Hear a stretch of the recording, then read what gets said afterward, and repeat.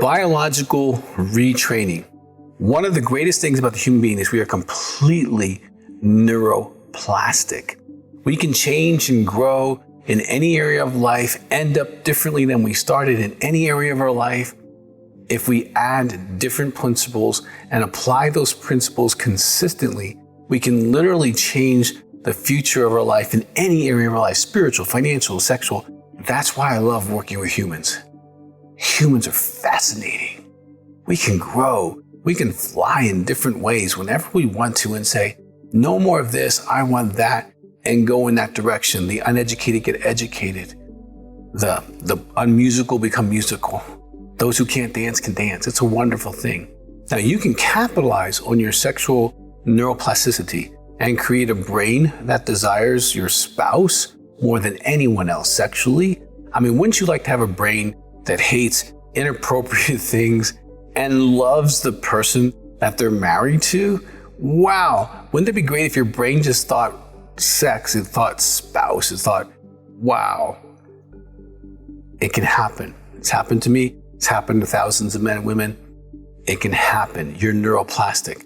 Now, how do we start with the retraining of this gray matter in our ears? Now, some of you watching this might be very early in recovery, so I'm going to start there.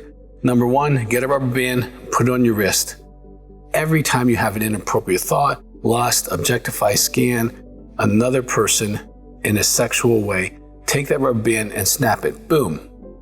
Now you got ring the bell, spank the dog, ring the bell, spank the dog. 80% of the lust, fantasy, objectification will shut down. Okay? Now you'll still have to struggle with what's left, but it's a lot easier battle.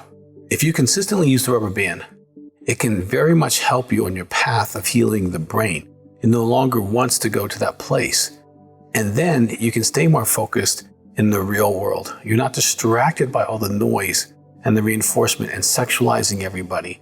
That's a great start for retraining your brain. Now, if you're a spiritual person, you can add a scripture or some spiritual thought, snap it, say that, begin to use that strength as well. Very, very great. Number two, in recovery, men and women are taught to make phone calls.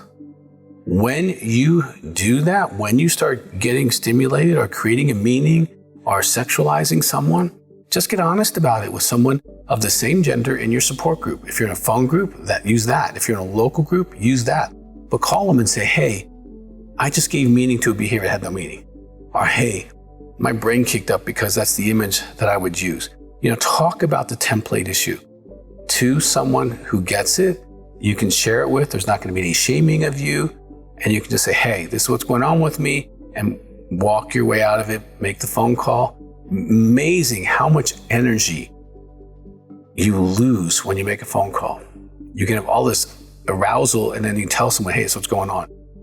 And it's gone. So use the phone for sure. Number three, you can switch the gear. Pray for that person that you're sexualizing. Put them in a relationship context instead of an object context, and your brain has to operate differently. So you can kind of jump the track, so to speak. Number four, remove or reduce contact with the stimulus.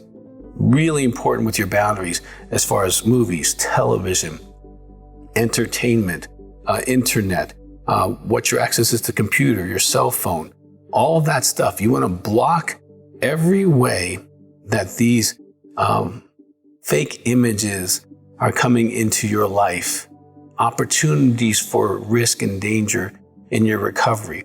You want to shut those down.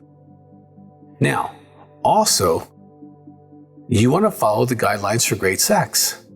Now, married people, I've been teaching them for, 25, 30 years, how to have great sex. I have a great book I'll recommend later called Upgrade Your Sex Life. Fantastic. But here's 3 tips I'm going to give you right now. When you are sexual with your spouse, we're going to capitalize on the sexual template. So I want you to keep your eyes open. Why? Because I want you to look into each other's eyes.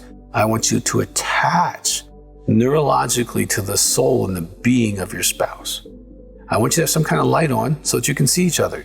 Now, it doesn't have to be like theatrical lighting like I'm in right now. It can just be a little candle. I want you to say nurturing things. Now notice, I am not saying dirty talk. I am not saying that at all. I don't want the other person to feel like an object in any way. Use relational terms. Talk about your love for each other. Talk about your pleasure. Talk to each other in a way that nurtures the other person. Now, your brain is neuroplastic.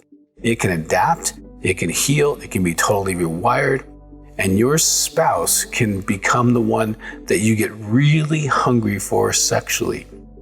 Your spouse can become your total sexual desire if you're practicing getting rid of the other stuff and you're having sex spiritually, emotionally, in a very mature way with your spouse. You will neurologically attach and have the best sex of your life.